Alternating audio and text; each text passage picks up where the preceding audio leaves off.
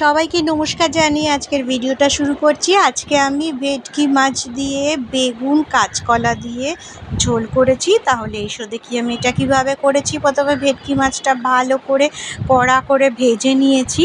এটা মিডিয়াম সাইজের ভেটকি, খুব বেশি বড় না। তারপর তেলের মধ্যে আমি জিরে ফোড়ন দিয়েছি আর কালো জিরে ফোড়ন দিয়েছি, বেগুন দিয়েছি, কাঁচা লঙ্কা চিড়ে দিয়েছি, কাঁচকলা সরু সরু লম্বা লম্বা করে কেটে দিয়েছি, নুন আর হলুদ দিয়েছি, দিয়ে ভালো করে আমি এটা ভাজবো। আর ভাজাটা আমি মাছটা যে তেলে ভেজেছি সেই তেলেই ভাজছি। দেখো এটা মোটামুটি ভাজা হয়ে গেলে আমি এটার মধ্যে সামান্য জল দিয়ে দেবো। তো এটা ভালো করে কষা অলরেডি হয়ে গেছে। এবার যেহেতু মাছের ঝোল একটু বেশি করেই জল দিয়েছি। আর সব সবজিগুলো সেদ্ধ হয়ে গেলে ভাজা মাছটা উপরে আমি দিয়ে দিয়েছি।